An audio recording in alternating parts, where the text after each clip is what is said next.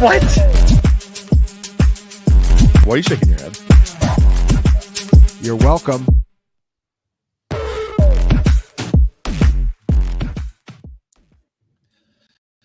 Hey guys, and welcome to the Underdog Drafter Party. I'm Jake Tribbey, here with my co-host, one of the best football writers around, Ryan Heath. Me and Ryan will be drafting Battle Royale teams, talking about our favorite scroll down options, discussing contest-specific strategy throughout the show. We can also answer any pressing questions you guys have about Week 8. With that out of the way, how you doing, Ryan?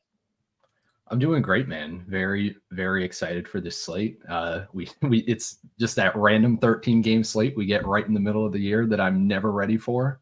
But yeah, lots of options, lots of things to do. Excited to break it down with you. Yeah, always got to love the NFL's weird scheduling quirks. The one redeeming thing I will give the NFL this week is that they actually broke up the 1 p.m. and 4 p.m. games fairly well. So we do have pretty compelling early only and afternoon only slates if you guys are in to that sort of thing. But, you know, as always, we will start with our just sort of walking the slate position by position to sort of give, you know, a broader overview of things before we get into drafts this week. Ryan, we were talking a bit before the show about, you know, some of our struggles with this slate. I think quarterback is probably where I am struggling the most, especially in 6-man drafts. It's a little tough this week. I don't really feel like I have any big stands compared to market. I mean, I do feel a bit better about Jalen Hurts as a draft pick than I do like Josh Allen. I feel okay about a few scroll down options here. How are you viewing the quarterback position this week? Yeah, so on a slate this big where there are so many quarterbacks that project within a point or two of like a Joe Burrow or of like a Caleb Williams, I think, yeah, it's a great week to scroll down at quarterback. The only problem is there's just so many that, yeah, it feels very hard to lock into like a couple of scroll down options like I'm usually comfortable doing in most slates. But I do think there are guys I like. So I'll start with the top 6. I'd say I'm most interested in Jalen Hurts and in Joe Burrow. That's just the game environment that I like the most here. I think Love is fine. I think Caleb Williams is fine. Caleb Williams is one that I'd really like if he was the QB 8 by ADP. It kind of sucks that he's the QB 6 by ADP and is likely going to be higher owned than most of the guys below him. But that's fine. But going further down, I'd say the two that I'm most interested in, and you're going to have to scroll a long way, is Jameis Winston and Aaron Rodgers.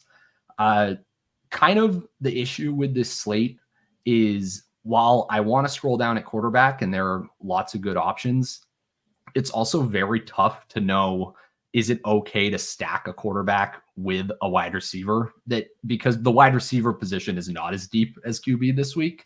So you're kind of getting into situations where it's like, is it okay to stack Jameis Winston with Jerry Jeudy? I'm not so sure. So maybe we'll talk about that as we get into the wide receiver position. But yeah, Winston and Aaron Rodgers are kind of where I've been gravitating to. Yeah, these Winston double stacks are tough. I know we already got a question about Cedric Tillman in the chat. I don't know if I would go to Tillman. I think I would overall prefer Jeudy here. In DFS, I'm a bit more tempted by Tillman because of the pricing dynamics there. But yeah, in Battle Royale, I mean, you know, selling me on like a Winston, Jeudy, and Njoku stack in a 6-man tournament is pretty tough here. I still think you can get away with it, especially in super large field stuff. If, you know, Jeudy posts a big score, and you could also argue it, for small field if, just given the correlations, and as we've preached, you do generally want to amp up your correlations in smaller field stuff. But yeah, that is one of the things that I'm struggling with is I do love Jameis this week. I think Jameis is a great play, but, you know, these Jameis double stacks are pretty tricky, and maybe it just speaks more to just, you know, accepting it and playing a bit more Jameis single stacks, you know, obviously with Njoku, and then, you know, grabbing the best player available beyond that. But yeah, it is a tricky slate. Maybe not necessarily a quarterback because there are so many quarterbacks who project well, but absolutely a wide receiver, which we will get to here shortly.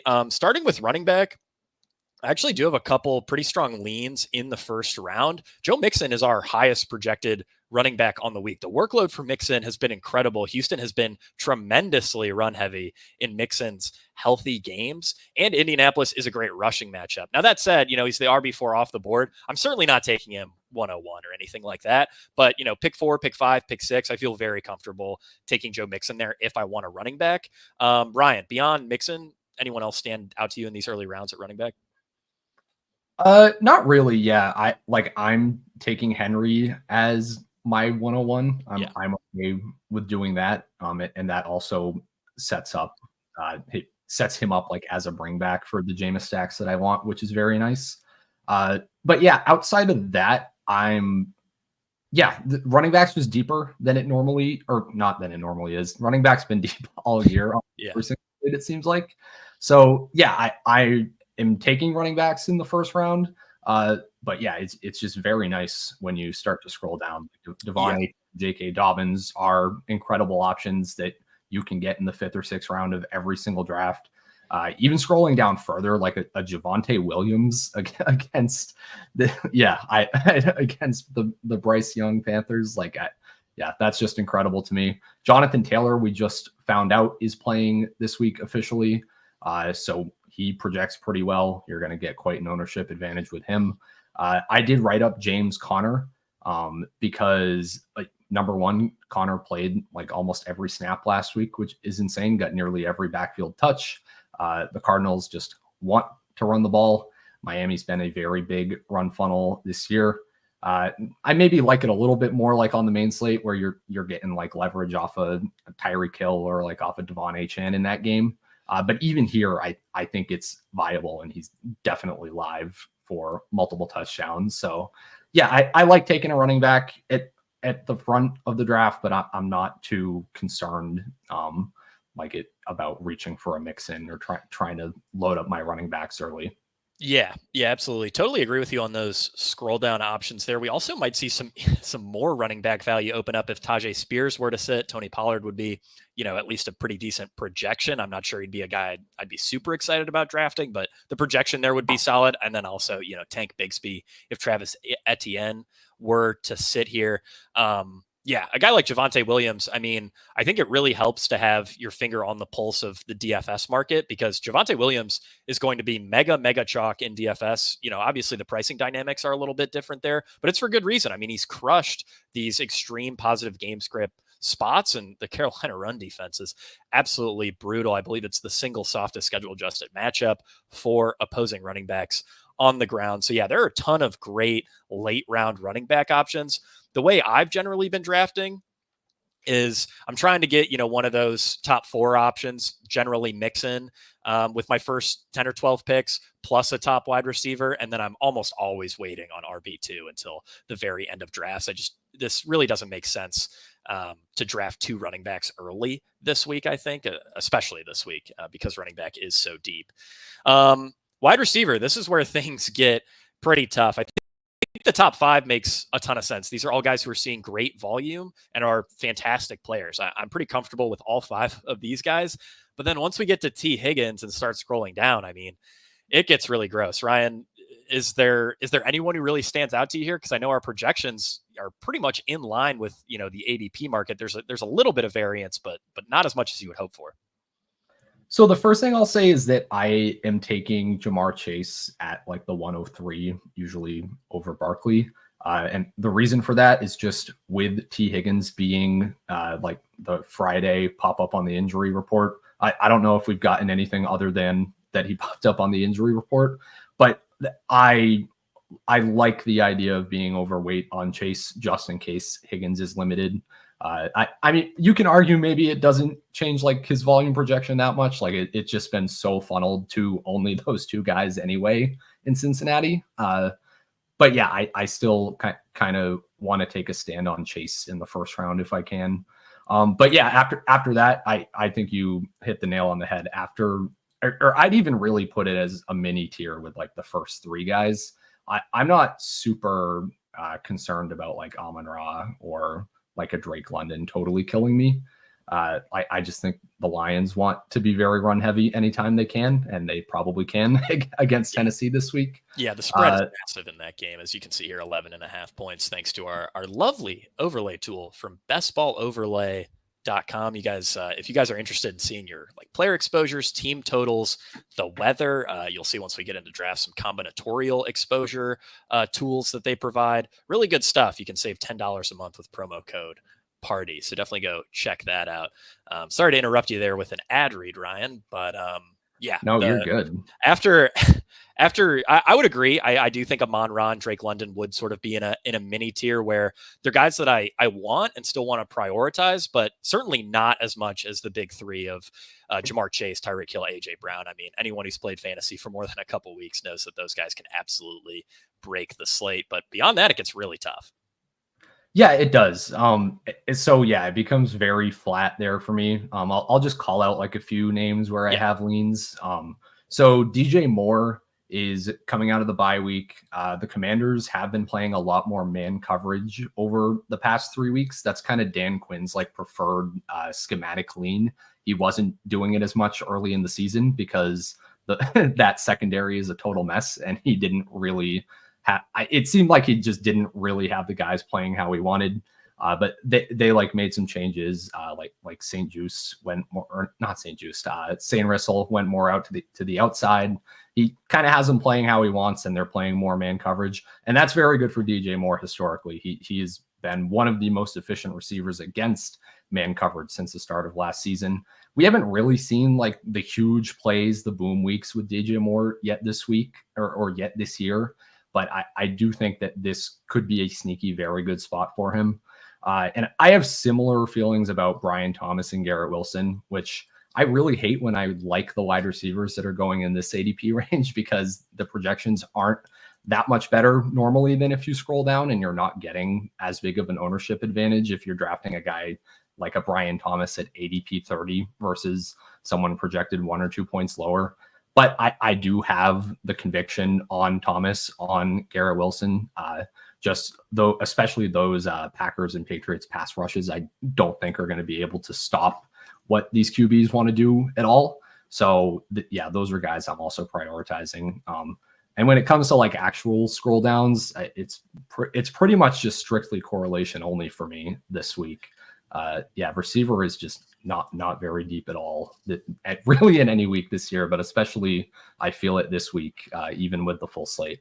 Yeah, this is, I mean, for a 13 game slate, like this has to be relative to the amount of games we've seen, the weakest wide receiver slate of the year. And yeah, I'm right there with you. Like if I want to say a Jordan Love double stack, I'm certainly interested in Romeo Doubs, but I really want nothing to do with Romeo Doubs as a one-off play. Jalen Waddle, maybe you could argue for as a one-off play, but really, he's a guy I just want to stack with Tua and Tyreek. JSN is maybe a little bit interesting as a one-off. Darnell Mooney seeing okay volume. I mean, none of these names are really exciting.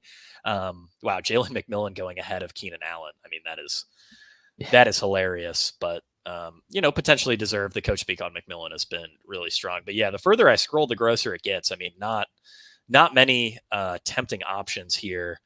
The McMillan is kind of like the same dilemma as we were just talking about with like Jameis Winston and Judy. Like I think it makes sense to stack Baker this week. Like Baker doubles in theory makes sense, but it's who are you doing it with aside from Kate Otten? Like there's a lot of situations like that where I don't know. I would just probably lean more towards keeping it single with those guys. But yeah, it's very tough. Yeah, it absolutely is very tough. And I imagine we'll be able to at least show some interesting angles once we hop into drafts here. But first, let's cover tight end. Tight end, I think, is pretty straightforward, kind of similar to running back. You want about as much Brock Bowers as you can get your hands on. I'm not going out of my way to reach for him, but end of the second round, pick 11, pick 12. I feel very comfortable grabbing Brock Bowers. The usage has been absolutely incredible. I believe it's 18.2 expected fantasy points per game in his games without Devontae Adams. That would lead all tight ends in the fantasy points data era, and it would rank 5th among wide receivers. I said on Cashing Points, Brock Bowers is my favorite wide receiver, priced at 6,000. And, I think you could argue that he if he was a wide receiver, he'd be going even higher in this battle royale type format. I mean, he is just a really, really great play. Kelsey and McBride feel pretty similar to me. Our tight end two by projection is David Njoku, so he would be sort of the best value among these top 4 tight ends overall. And then beyond that, I like Evan Ingram. If you really need somebody in like round 6, is there anyone else who stands out to you, Ryan? Not really. I would just add that I think this is a totally valid week to scroll at tight end. So if you're drafting like Jordan Love, I would probably be pairing him with Kraft just so that you're getting some sort of ownership advantage. Like it sucks that it sucks. Like Love is good. Love can definitely break the slate. It sucks that you have to draft him as the QB5 by ADP, but at least you have Kraft there who projects very, very similarly to an Ingram or to an Otten, who can give you that added uniqueness with some correlation. Kyle Pitts has a very good schematic matchup this week. He's kind of been shredding cover 3 this year. He's like been the cover 3 go-to guy for Kirk Cousins. So that's another angle there. Probably Kraft and Pitts would be my only 2 actual scroll downs I'm interested in, though. I don't think you have to go past that. Yeah, I'm with you. I think you could argue for a guy like maybe Cole Kmet if you wanted to draft a handful of Caleb Williams teams. Kmet's played 95% of snaps inside the red zone this year. No other Bears players above 78%. So, I mean, that's a pretty interesting route to take. I mean, maybe a guy like Dalton Schultz if you're super desperate. I don't know. That's probably more of a 12-team draft sort of take. Kmet ranks like 4th among all wide receivers and tight ends in fantasy points per route run against man coverage. Fun fact. It's because he scored like a few touchdowns against it. But yeah, usually tight ends are bad against man coverage, but Kmet's been shredding it this year. Yeah, I mean, they do like to throw jump balls to him in the end zone. So, and like I said, I mean, he's out there in the red zone on, basically every snap. So there's maybe something there. All right, let's hop into some drafts here. If you guys have any questions about the slate, whether it's Battle Royale, DFS, Start Sit, whatever, feel free to ask them now. First I'll go over a few of these contests, just kind of show you guys what I like and generally what I'm playing. Like I say every week, assuming you're, drafting to try to be as plus EV as possible, drafting to try to make as much money as you can while still having a great time, I would just avoid the dog bowl entirely. These qualifiers are 50% rake, which is pretty brutal. And only the top 3 places give you a ticket to the dog bowl. Everything else is pretty rough. The payout structure is not favorable in these type of in qualifiers like this. So I would avoid the dog bowl entirely unless you really want to go to Dallas. You really want that social experience. Main Battle Royale is fine. They did make it a bit more top heavy. I believe this is the second week in a row we've seen a $350,000 prize pool with $50K to first. Overall, I just prefer the Wildcat. And I mean, you can see this in the fill rate. The Wildcat's about 40% full, Main Battle Royale closer to 25%. It's because the Wildcat's just a better tournament. Obviously, the entry fee is a little bit lower. It only pays the top 10%, but the payout structure within the top 10% is really, really nice. Very flat. Great payout structure again. So yeah, I really like the Wildcat. That's I generally submit about 50 entries into the Wildcat each week. If I'm like MMEing, submitting a bunch of teams, the Wildcat is definitely the tournament I want to do it in. The Bomb is definitely a solid tournament. 5 entry max, $100 entry. I'm certainly a fan of that. Another one of my favorites here is the Fullback Dive. I'm sure we'll draft a few of these teams on this stream. It's a 5 entry max, $25 entry, 5K to first. Really like the payout structure again there. And it's just smaller field stuff. And like we've harped on constantly throughout this show, these smaller field tournaments are great for amping up your correlation. And me and Ryan have both had pretty good success so far this season in smaller fields. So they're generally a pretty big target of mine when I'm drafting. I really like the flea flicker. Hopefully we can fill one of these 12-man drafts tonight and get a draft in on stream. These 12-man drafts are a lot of fun, especially if you consider yourself at least relatively sharp compared to the field, because you get so much deeper into the player pool that the edges are significantly larger. Obviously these are slightly smaller contests with lower, first place prizes, but still a ton of fun. And again, the edges are notably bigger. All these other contests are fine. I don't really have any significant notes here. Oh, I would almost always skip, the double reverse can be fun, but only the top 5 win. So it's a pretty brutal payout structure. You could probably enter max enter the double reverse every single week for 10 or 20 years and not make the top 5 just due to variance, even if you are a little sharp. Badge Bros Brawl is a great contest as well. It's only 3-man drafts, so scrolling down to like the QB5, QB6 can be super, super valuable in those drafts. And I've generally noticed that they do tend to be pretty soft, even though the Badge Bros are really sharp guys, and I'm sure their audience is really sharp. For whatever reason, those drafts just tend to be a bit softer. Deposit Kingdom, also a strong contest. Another smaller one, only a $10 entry. So really like that. Yeah, Ryan, let's hop into a wildcat to start things off, and then we can play around with some of these other tournaments here. All right, while we wait for this one to fill, we can look at a few questions in the chat. Somebody asked Stroud or Caleb Williams this week. I think I just straight up prefer Caleb. Do you have a take on that, Ryan? Yeah, same with me. The whole it's unbelievable to me what the Packers did to the Texans last week. So CJ Stroud pressured on over 60% of his dropbacks, and the Packers only blitzed 4 times the entire game.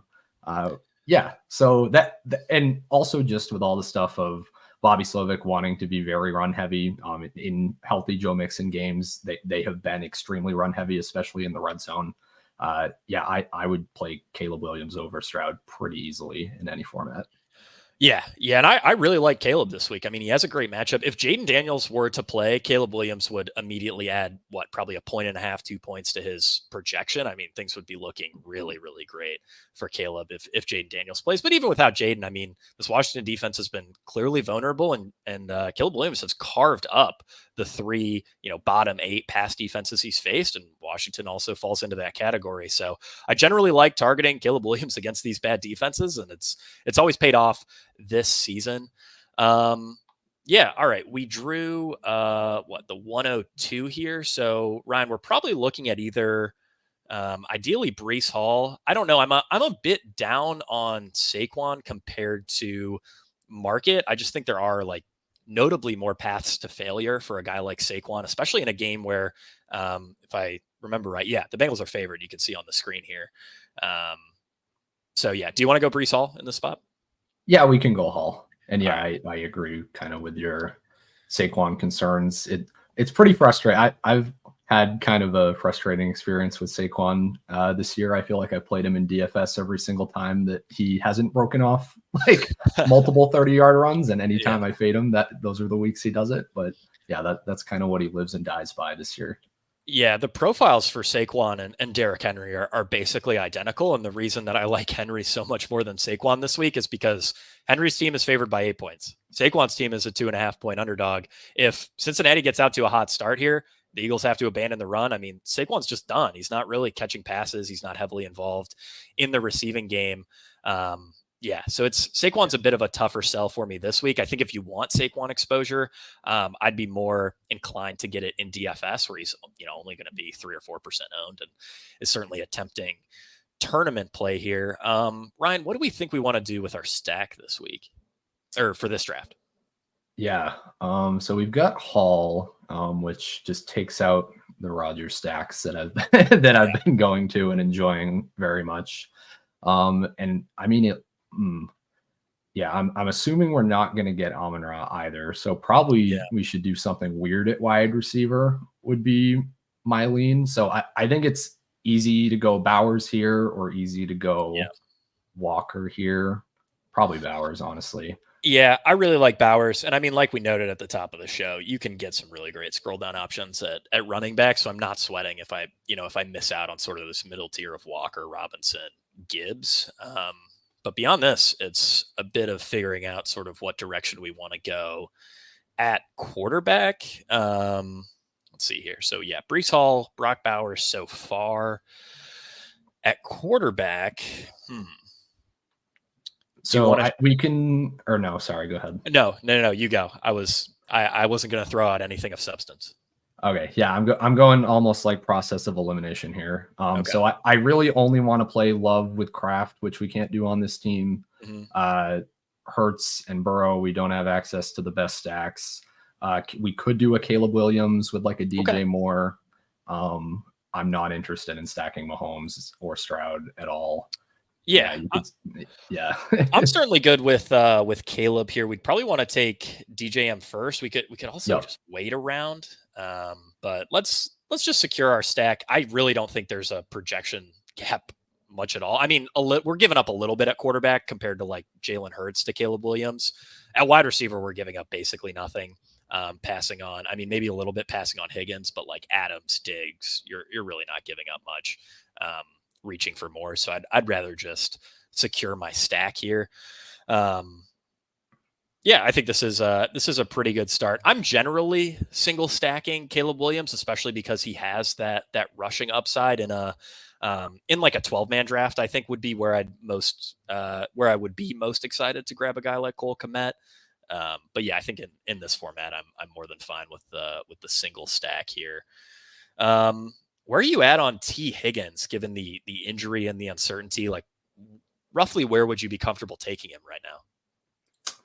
Yeah, I just am not really clicking him much. Like, Okay. I'll do it if I want to do a Burrow double. I'll do it now because that's whatever. Like that, I'm okay if that team just dies if Higgins doesn't play. I think, but or not dies because you get a swap. But yeah, I mean Higgins. Projects like significantly better than the wide receivers going below him for us. I don't know if that still applies if he's playing hurt. In fact, I am pretty certain it doesn't apply if he's playing hurt. Well, and like based on the history of T Higgins playing hurt. That's the thing is you can never bet on it, but T Higgins has done this thing like 3 times where he's active with an injury and plays 1 snap and then just stands on the sideline. Like it's insane. It's not something that I anticipate will happen again, and I'm certainly not betting on it this week, but it's something you always have in the back of your mind when you take T Higgins with the Q tag, is that he's just absolutely cooked you when he's questionable. Yeah, I do say securing the stack quite a bit. I will certainly, I'll enter my cage match team that I drafted with Neil Orfield into the Millie every time. Every time I say that, we'll get $200 or $300 on that team in the Millie. I'll take the first 15 or 20 places when all my cage match players goes off. But yeah, we can grab Caleb Williams here.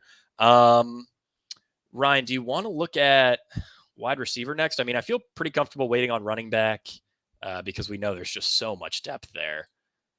What do you think? Yeah. Yeah, this is tough too because Wilson is like my preferred naked wide receiver in a spot like this. But yeah, not taking him on a Hall team.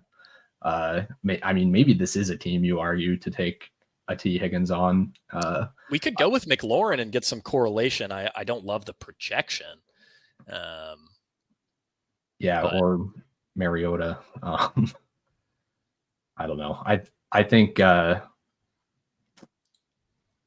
Let's go with Higgins. Fine. Yeah, we'll go fine. Best player available. Worst here. case, you swap him. Yeah. Well, I mean, and his projection is really strong, and he has fallen. I mean, I think 5th round, pick 26. I'm certainly okay with him. If, like for instance, this morning before we had the questionable tag, T Higgins was the number 12, number 13 player in our rankings. And by the way, guys, you can actually get our rankings for free in the FantasyPoints Discord in the Underdog Battle Royale channel. Free to join the FantasyPoints Discord. A lot of the channels are paywalled. The Underdog Battle Royale channel is not. It's totally free. You can ping me and Ryan about any questions you have about the slate. And like I said, I drop a CSV of our rankings right in there. You can upload it straight into Underdog. Super convenient. Should be in there around noon on Saturday. That's generally when I get it in. It's really just a blend of ADP, our projections, and then me and Ryan's personal opinion. We make some adjustments by hand. But yeah, I think it's a really great resource. You can see I have it on the screen.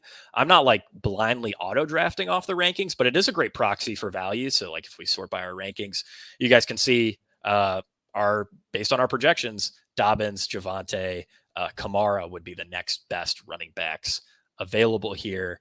Ryan, for our running back selection, who do you think we should go with? So I think we have no scroll downs currently, so probably not Dobbins. We'll just take the ownership advantage.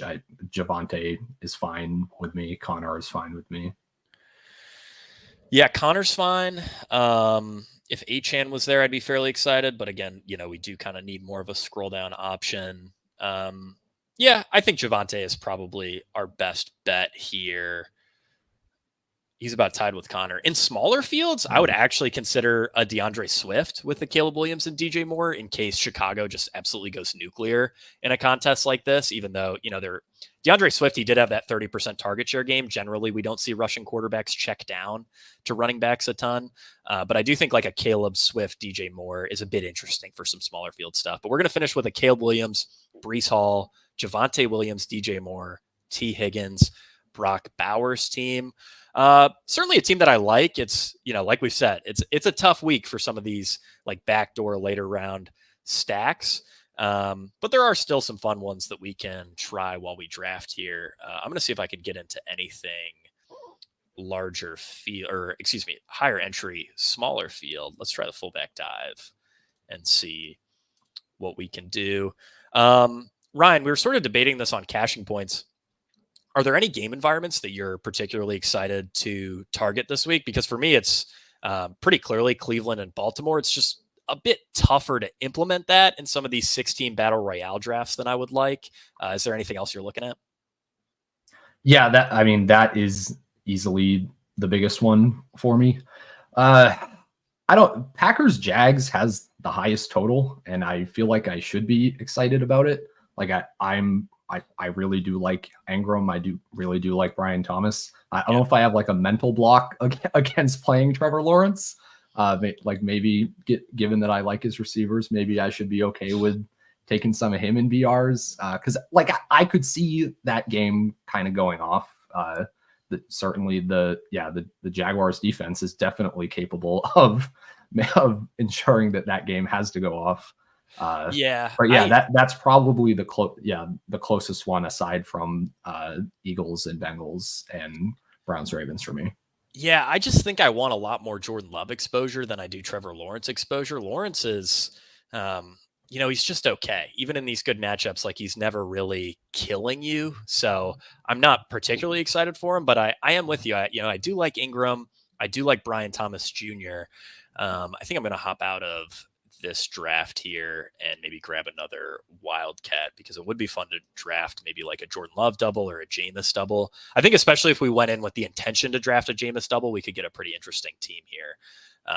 So let's rip another wildcat and see sort of what happens with that.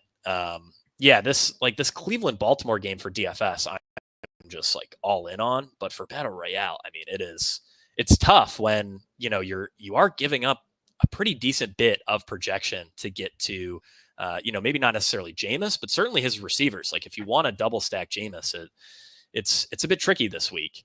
We had someone ask earlier, like, what can we expect from Cedric Tillman against Baltimore?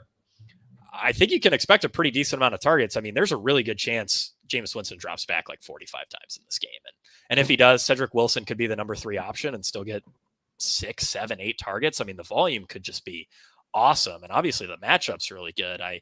Jameis in this format will probably be 1% owned, maybe less. And, that certainly keeps him in play. It's a bit tricky to get to is my issue. Yeah. And I think the way I'm handling that in BR this week is, as I said earlier, Henry's just going to be my 101. I'm going to make sure I'm drafting a lot of Derrick Henry.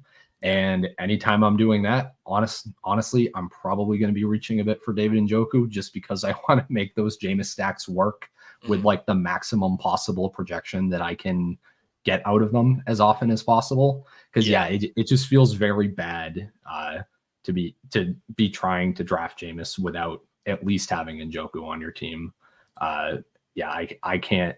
I can talk myself into like Njoku plus Judy for a double. I pretty clearly prefer Judy over Tillman, straight up.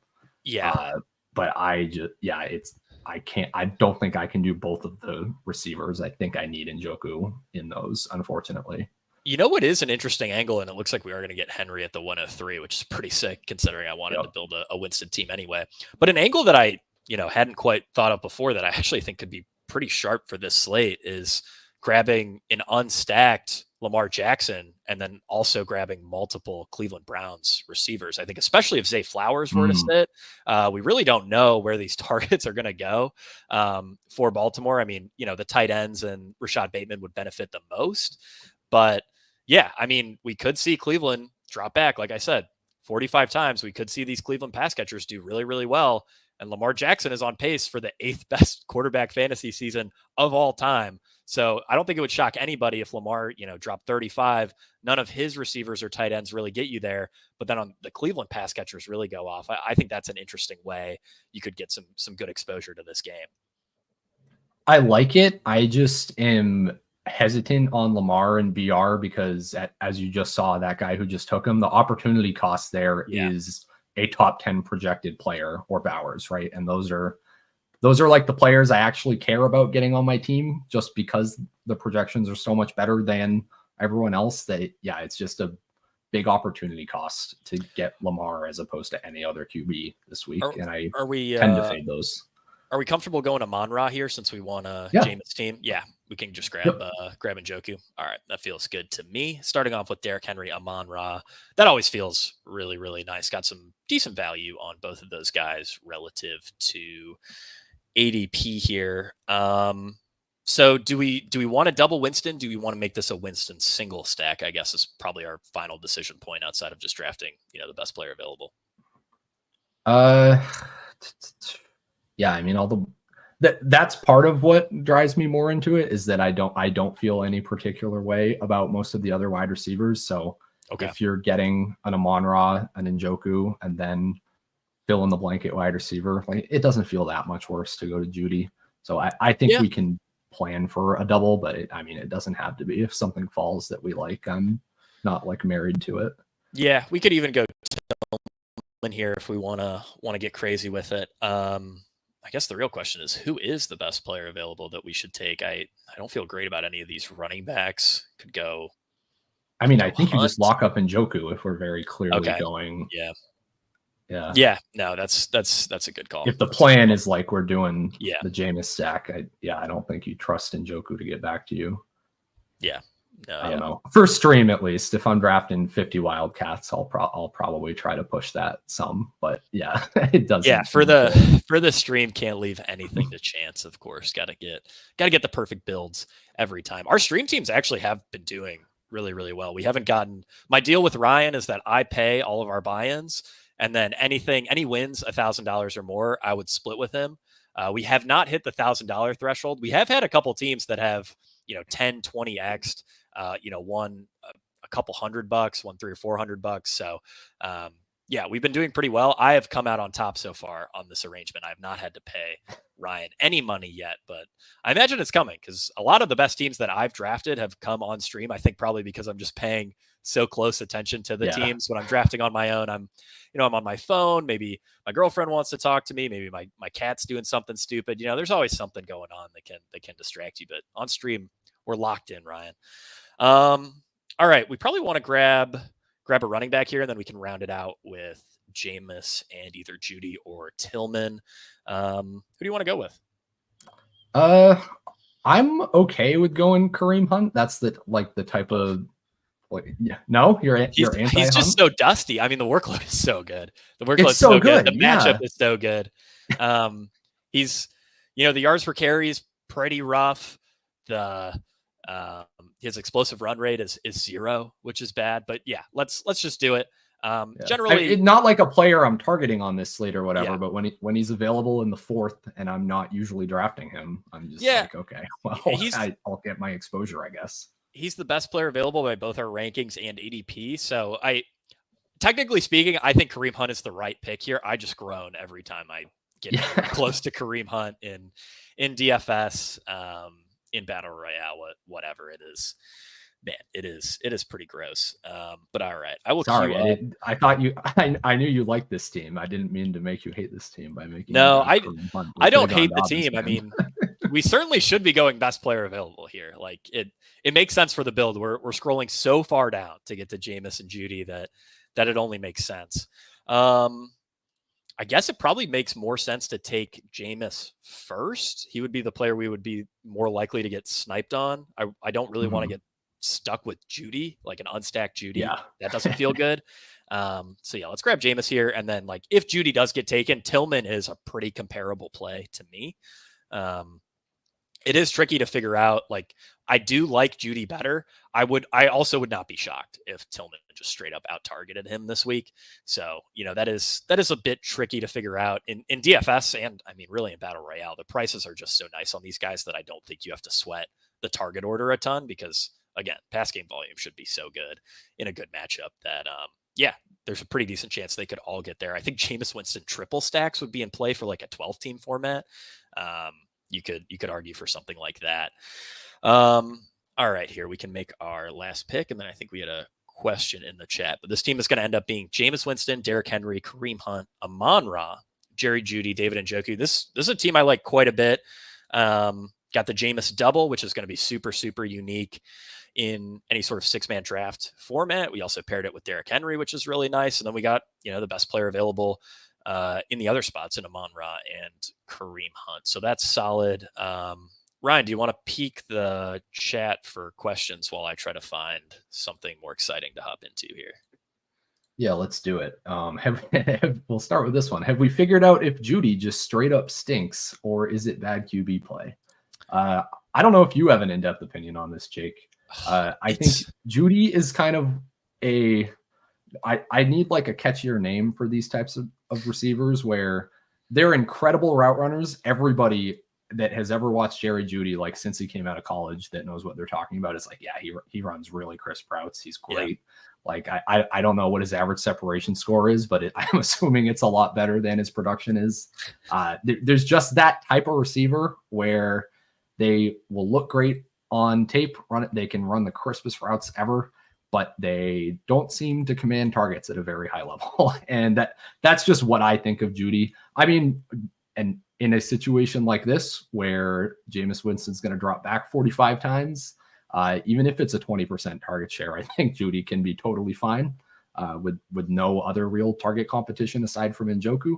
But so, yeah, I don't want to say like he stinks or whatever. I don't. Yeah, I think he was significantly overrated for the first few years of his career, is what I would say. That's where I would go as well. I mean, I think it's pretty obvious at this point that Jerry Jeudy is never going to be like a world beater. He's never going to be this incredible wide receiver. I would imagine he probably struggles a bit against zone too, given, being a really crisp route runner doesn't help you nearly as much against zone as it does man coverage. And we know NFL teams are generally just a lot more zone heavy. He's also been hurt by quarterback play a bit. But if there was ever a week for Jerry Jeudy to get you there, it would be with Jameis Winston at quarterback, with Ken Dorsey calling the plays. Ken Dorsey is the most aggressive offensive coordinator in terms of passing the ball that there is, basically. And Hilo pointed this out on Cashing Points. This has been Ken Dorsey's offense all year, but it's been Stefanski calling the plays. With Dorsey back calling the plays, they should, up that pass rate. They sort of dip down, early season, massive pass rate. They sort of dip down the last couple of weeks. And I think they're going to come back up to league leading pass rate levels here.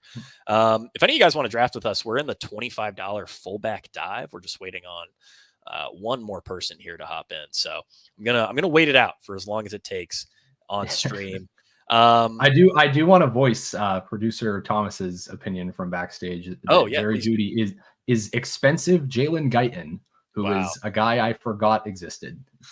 Jalen Guyton. Yeah, Jalen Guyton sounds like a guy that I'll be writing about in my UFL slate breakdown probably in about 18 months. So yeah, that is. You could have told me that Guyton played for the San Antonio Brahmas, and I would not. I'd have been like, "Oh yeah, okay, sure." I would not be surprised. I would not be surprised if Jalen Guyton was playing for the San Antonio Brahmas even this spring. Yeah, I am giving you permission to get buried by Jerry Jeudy this week. It looks like we got another. This is sort of like a broader team question, which is a little interesting. So quarterback, Brock Purdy, Aaron Rodgers. Running back, Christian McCaffrey, Derrick Henry, Bijan, Pacheco, Brooks. Well, I don't think Pacheco's coming back for you. Wide receiver, Debo, Evans, Diggs, Dobbs, Myers. Tight end, Ingram, and Goddard. Thoughts on my team? Should I make any moves? 12-team PPR, 6-point passing touchdown. I mean, that seems like a pretty solid team, especially for a 12-team PPR, 6-point passing touchdown league. Do you have any takes on that, Ryan?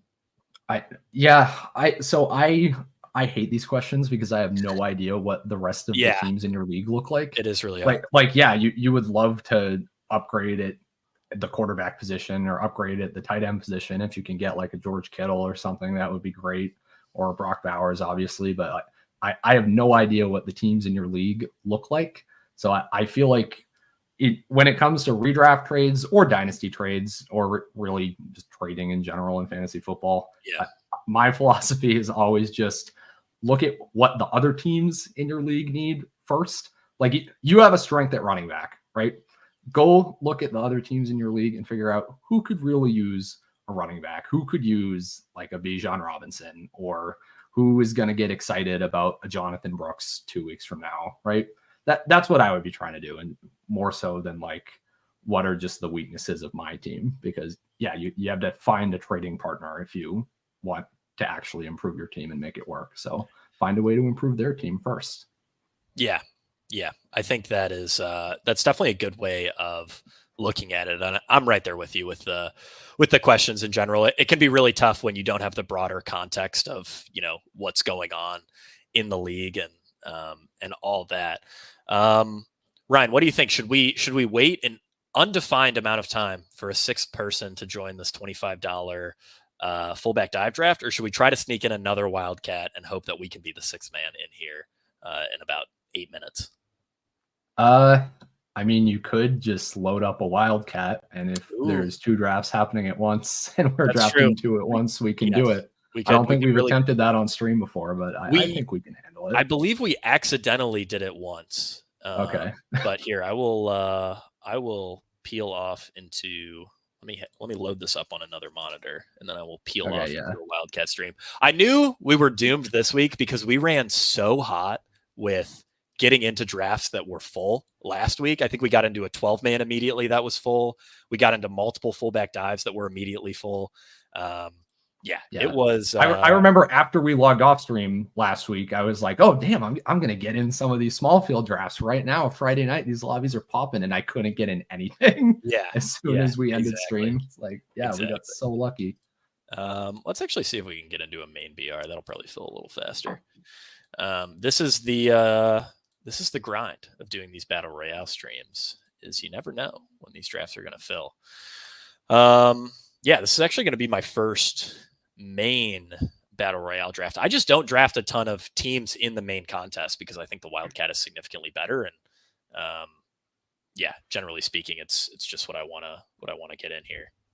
Yeah, I'll fire off like main BR and wildcat teams just kind of randomly, like early in the week before my takes have really crystallized, just so I can get a feel for the ADP and for what's going on in these lobbies, before we get on stream. But once I feel good about my takes, then I'm exclusively doing small fields. Once I fill all my small fields that I want to do, I'll do wildcats, and if the wildcat's full by Sunday morning and the main BR is still open, then I'll draft there. But it's usually like the last one I'm actually getting serious volume into.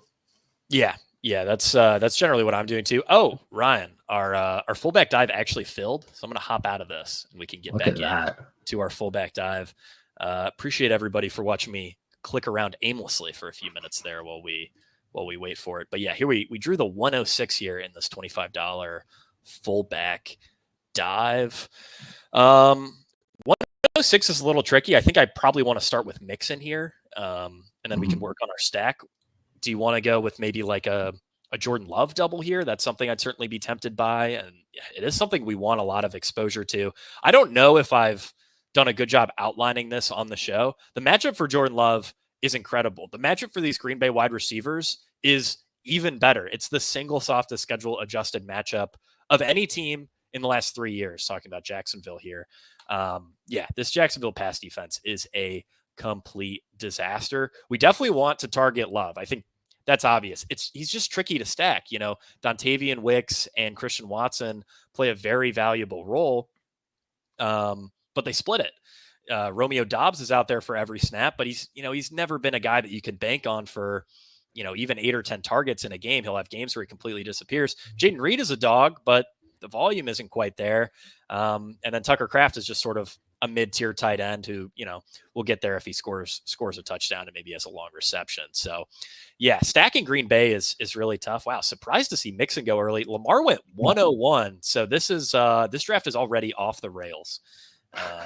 We'll have to we'll have to watch what the second and third round picks are there, because I don't know if they'd throw it out just for like they definitely wouldn't throw out a Lamar 101, but if it's a couple more off the rails picks in 2 and 3, then maybe I don't know.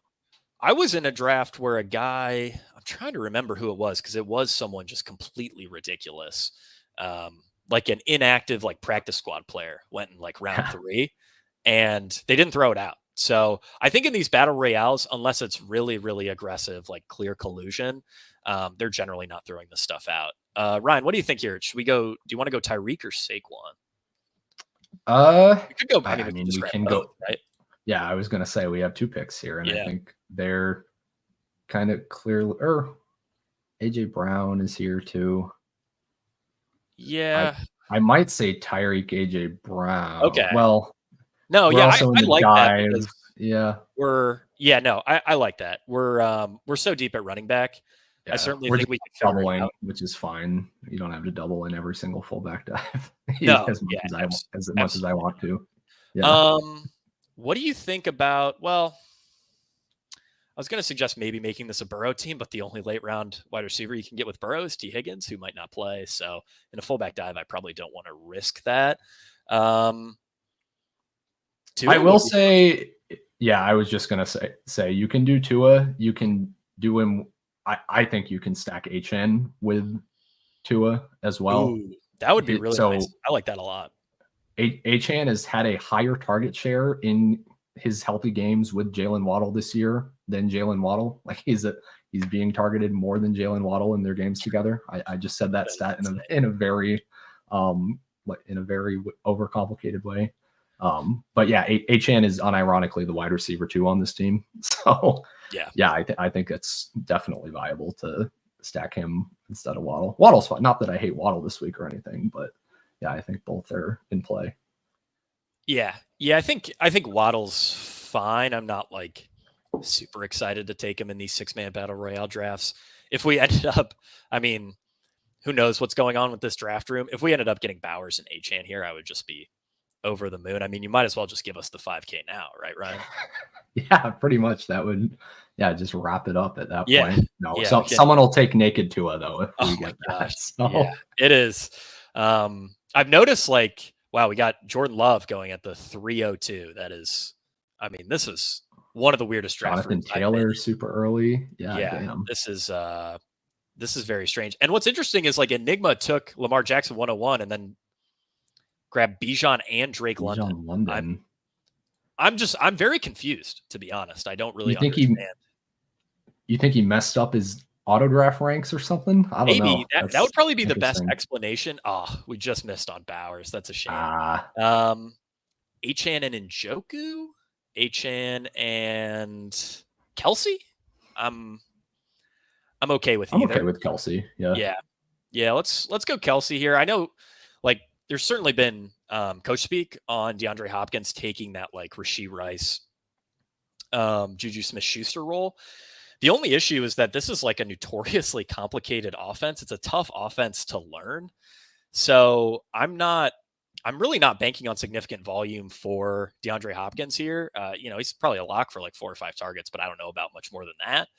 And I mean, Travis Kelce is Travis Kelce. He's not 2021 Travis Kelce. He's lost a bit of a step, but the volume's still there. And tight end, it's kind of just like a top 4. And then there's a couple scroll down options that are a little intriguing. Guys like Evan Ingram, we highlighted them at the top of the show. But totally fine with Kelce. Certainly a guy I want a little bit of exposure to. Ryan, someone asked if Taysom Hill is a sleeper flex this week.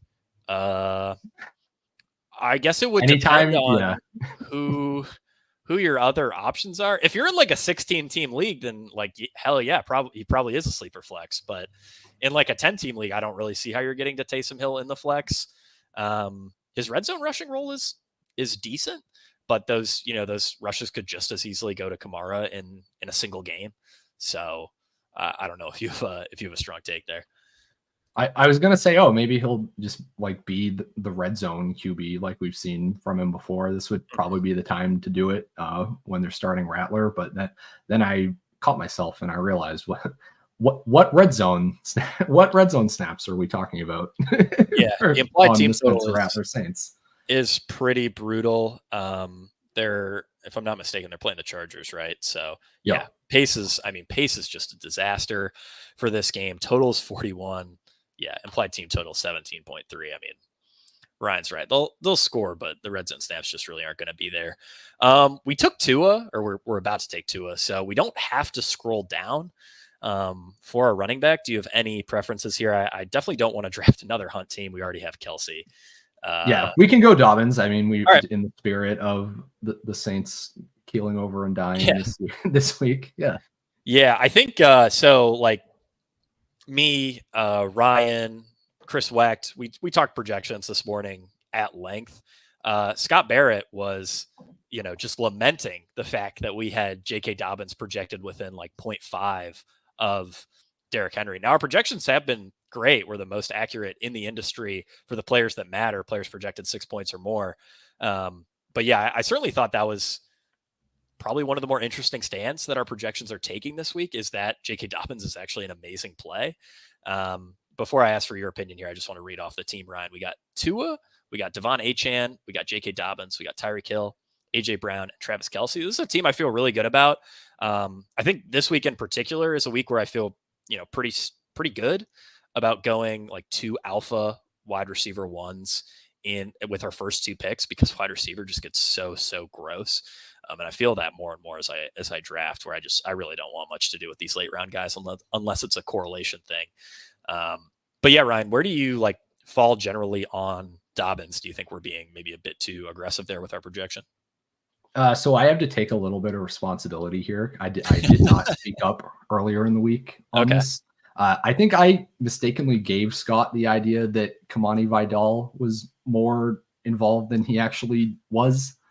Because I wrote like in the everything report, like a throwaway line about, like Dobbins, like the workload's been great. It's only been improving. The routes have come down a little bit as Vidal has gotten more involved. And I think that gave Scott the idea of like, Vidal is like running all these routes. Why are we so high on Dobbins? That's not the case. Dobbins is still out routing Vidal. So yeah, no, I'm with you guys. I'm pretty high on Dobbins this week as well. I wrote him up. I think both the on paper matchup, the schematic matchup with all the man gap stuff is really great. So yeah, I'm big on Dobbins, and think especially in BRs where you're getting an ownership discount that he's very, very attractive.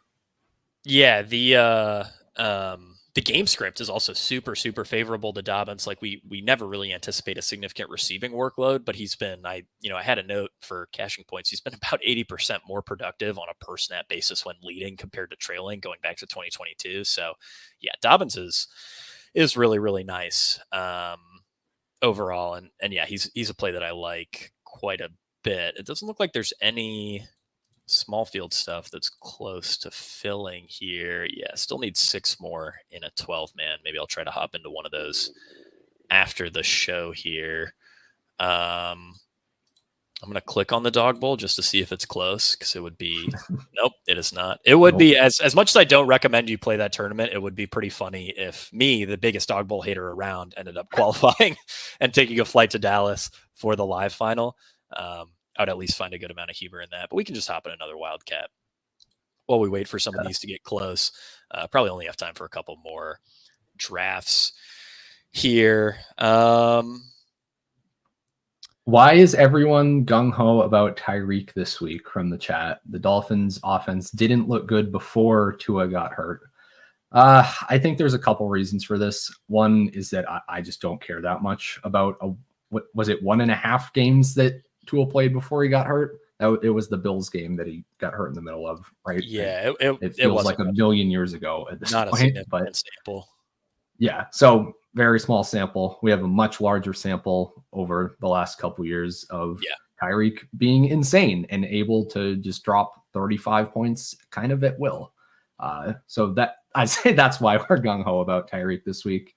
I mean, I was with you like the last couple of weeks where he was kind of like a trendy, like guy to call out as like a low owned contrarian DFS play, like with Tyler Huntley. Like I was never into that. I think no one here at Fantasy Points was on board with that. But yeah, the upside's there now. Like you have to respect that, I would say. Yeah, honestly, I think the more concerning note with Hill isn't how the offense looked through the first couple of weeks. It was how bad the offense looked the last few weeks. I mean, I think it does speak a bit to McDaniel's inability to scheme for like his backup quarterbacks, and they just weren't getting Hill targets. It was really weird the way that they were running this offense. At the same time, I mean, especially in DFS, Tyreek Hill at 7,000. I mean, even at 30% ownership, like Scott Barrett pointed out on Cashing Points, he was 9,800 in week 11 of last year, and he was the chalkiest player of the slate. Like it's just a smash spot for a guy who scored over 30 DraftKings points in 36% of his games with Tua. So yeah, I'm really not worried. I mean, he could drop 30 on like 4 targets. He's just an incredible player. I've been talking for a while. I'm totally comfortable with just auto drafting Derrick Henry here. Yeah, I think he was the best player available anyway, so that's why I was comfortable talking through that pick. What route do we want to go for this draft here, Ryan? Let's see. We haven't taken a Love team yet, so we could go after Love. Yeah, I like Love. That works for me.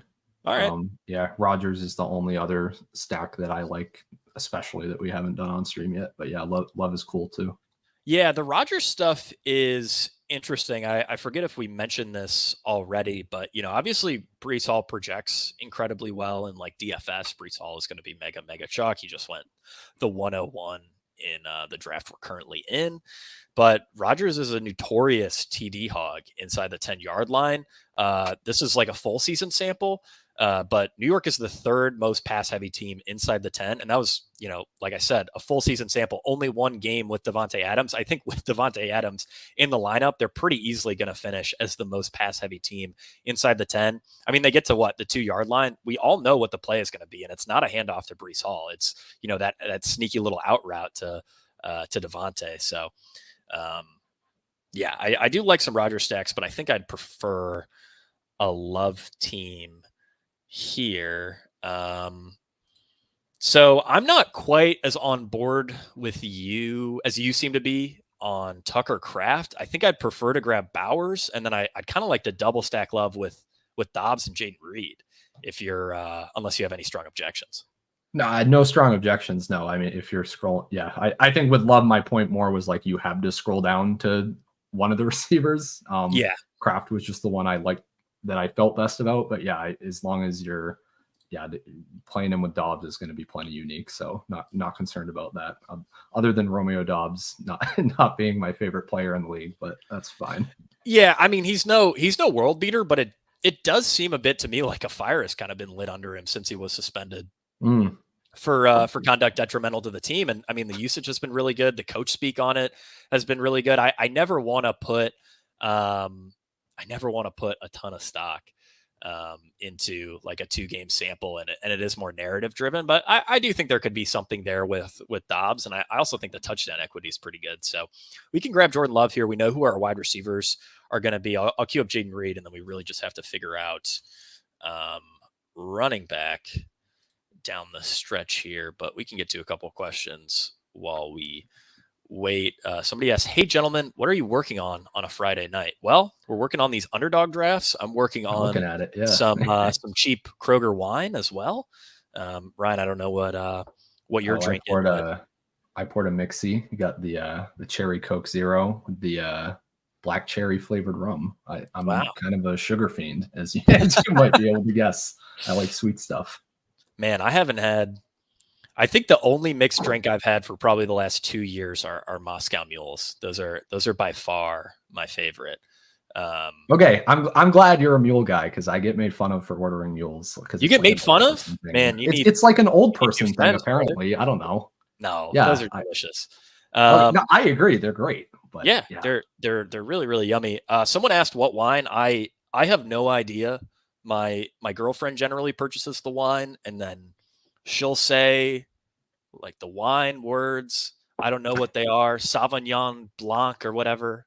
I don't know what any of the words mean. Well, Blanc would be white. So yeah. I figured that that's probably not the best example, but you guys, like, it's in one ear out the other. It's a red wine. It tastes pretty good. All the red wines taste pretty good to me, unless they're like super dry. I don't really like those.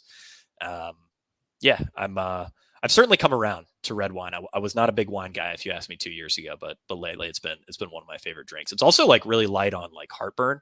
Beer seems to get me a little bit worse in the heartburn category, but yeah, we'll grab Jaden Reed here. Off to a hot start with this team. Jordan Love, Derrick Henry, Jaden Reed, Brock Bowers. We definitely don't need to go Dobbs with our next pick. He will certainly be available in the 6th round. So, Ryan, what do you want to do for running back here? We really don't need to scroll down, but I also don't really want to take Kareem Hunt. We could go with a DeAndre Swift or a Javonte Williams, perhaps. Yeah, Williams would be my favorite pick here. All right. We drafted him earlier, but we can draft him again. That's no, fine. Yeah. Let's rip it again. I certainly like Javonte here. Ryan, I know I mentioned this in Discord. Say, like, hypothetically, maybe you set out to draft a Jordan Love or a Caleb Williams stack and you get sniped. Who would be the best quarterbacks to take if you do have like a totally uncorrelated team and you're just desperate for someone in the 6th round? Yeah, so I've gone back and forth with this a little bit. So I mean, it's clearly between Bo Nix or Anthony Richardson, just in terms of quarterbacks who project pretty well, where if they're optimal, there's a good chance that just playing them naked was the optimal way to do it. I don't know if I can get on the Bo Nix stuff. Like the matchup is very clearly better for Nix. Yeah, the Panthers are just a completely hapless defense. I just worry about game script there, though, too, as weird as it is. Like I could see Anthony Richardson like needs to go out and make some freaking plays, and that's how that game goes off. So I'd probably lean toward him. But I know the projections and kind of around the industry, people would say Nix. I think I'd be on AR. The industry is just too high on Nix overall. We actually have, despite Anthony Richardson being in the league for 1 year more than Bo Nix, we have basically the exact same sample. Yeah, Bo Nix has played 7 games. Anthony Richardson has also played 7 full games in his career. Bo Nix has never had a game over 23.1 PPR points. Anthony Richardson has 2 games over 27. And he scored, I believe it was 27 DraftKings points in 45 plays in week 1, which is just absolutely insane. I mean, we know the upside is there with Anthony Richardson. And, I certainly think Nix has some juice, especially in like one of the best possible matchups. But yeah, I mean, it's easy to see this. Like, if game script gets totally out of hand, Nix can get pulled in the 3rd quarter. And if he's at 22 fantasy points, he's probably not winning you much outside of maybe some cash games on DraftKings. Yeah, I mean, someone pointed this out in chat. Not EOM or note OM. I don't know how to say your name properly, sir. I apologize. But yeah, people love Nix, but he could legitimately throw 20 times. There might be 20 dropbacks there. I mean, Carolina with Bryce Young, no Deontay Johnson. This is as bad as it gets in terms of NFL offenses. Bryce Young averages less than 10 fantasy points per game across his career, which is just so insanely bad. We're actually the lowest projection on Bryce Young in the industry. You, me, and Chris talked about that this morning, and we all sort of agreed, like, there's just no reason to push him up. He's been terrible. The offense has been terrible. Nothing good to say about Carolina. And yeah, with a massive spread, I mean, Denver might just say like, hey, we like Bo Nix and we like him so much that we just really want to keep him healthy and make sure he gets through this game. So let's not put much on Bo Nix's shoulders when we know guys like Javonte and even like Jaleel McLaughlin could just carry the load here and absolutely dominate. Yeah. I missed caching points. Did Hilo tout Jaleel McLaughlin for no, Hilo didn't have any weird running back plays after Jeremy McNichols last week. Well, it was Jeremy McNichols and who's the other one? Julius Chestnut. McNichols actually was, I think, a little bit sharp. McNichols had a touchdown and maybe had a chance to get there in a massive blowout against Carolina. But yeah, Julius Chestnut was just a guy I was never getting to. Ryan, what do you say we do one more draft and then we get out of here? Maybe we can Let's do it. We can draft your Rodgers stack. Going a little late tonight, but that's what the Underdog Drafter Party is all about, guys. We love to party here. Love to drink our cheap Kroger wine, our lovely mixed drinks with cherry Coke Zero, and draft some great teams. Can get a Rodgers stack here and get on out of here. The cherry Coke Zero is dangerous, man. Like I'm a big cherry Coke guy. Me too. So I've always loved cherry Coke. Years ago, I completely stopped drinking soda because I was like, this is empty calories. Like, why would I do this? I get nothing out of this. Like I barely drank pretty much any soda from when I was like 18 years old until probably 6 months ago. Like it just wasn't in my diet. But then one day I realized, I'm like, wait, it's 2024. We have 0 calorie sodas that taste 90% as good as normal soda. I haven't even had normal soda in years. I would never know the difference. Why don't I drink 0 calorie soda? So I started and now I can't stop. And it's a good thing that it's 0 calories. Yeah. Well, I mean, 0 calories, it means it's good for you. So really no denying that. Yeah, no, exactly. You're going to laugh at me. I shouldn't bring this up on stream.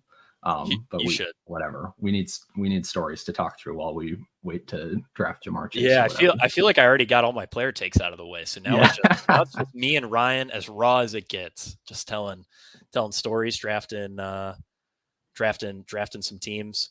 Ryan, I'm curious, do you play any like intramural sports in your free time? Or I guess intramural word, like adult sports? No, I don't. I wish I did. I probably should, honestly. All I do is like go for walks and work out. I should find like a local league or something. Honestly, like I really don't work out much during football season. I feel like I need the schedule of like a sport league to kind of force me to. So if we want to make this quickly going back to the topic at hand, if we want to make this a Rodgers team, we should probably pass on Brees as much as I would generally take him with the 103. Yeah, we can go Mixon or Barkley. I'm fine with. I prefer Mixon, and we really haven't drafted much Mixon so far tonight. Mixon is the 101 right now in our projections. He's the highest projected running back on the slate for us, and we already outlined all the reasons why we like this guy. Houston, super run heavy in their games with Mixon. Mixon has seen just an incredible workload in the games he's been healthy, and the matchup is awesome. Should be favorable game script. And I mean, he's getting targets anyway, even if Indianapolis does manage to show up here. So yeah, certainly like the Mixon pick. And then hopefully one of these top wide receivers will come back around to us. Yeah. I mean, the nice thing with a Rodgers stack too, is that you can double him and it's 2 wide receivers that you actually want to draft. Like I don't mind the projections independently on a Devontae Adams or on a Garrett Wilson. So that's like part of why I am gravitating toward Rodgers in this format. I'm going to play him on the main slate too.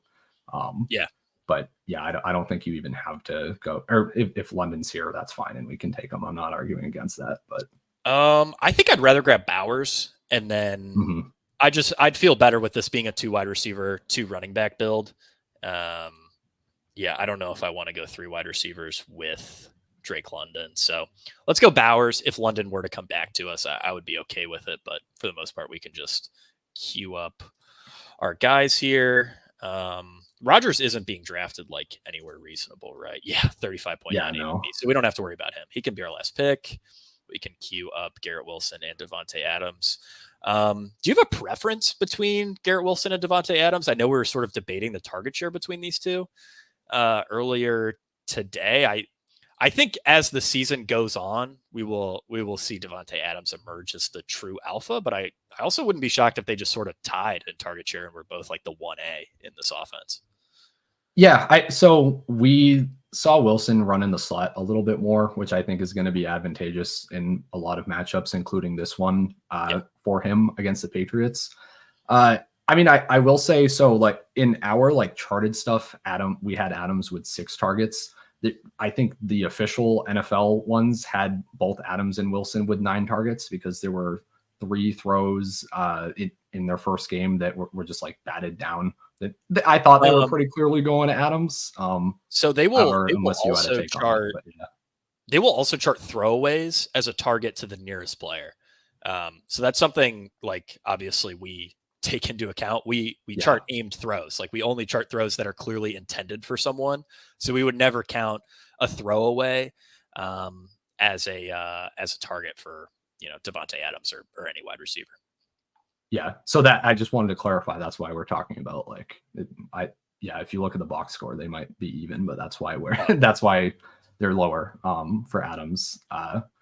But yeah, I think either way, I could see Wilson having like a slight target share edge where Adams is maybe more preferred in the red zone. But I think they both can eat basically. And it's like, I don't know. It's kind of crazy to me. Like it's 2 of the best receivers in the NFL with a really pissed off quarterback just walking in, needing to make a statement game against an absolutely terrible Patriots pass rush where they can kind of do whatever they want. And no one wants to play it. It's a little surprising to me. Yeah, it is a little surprising.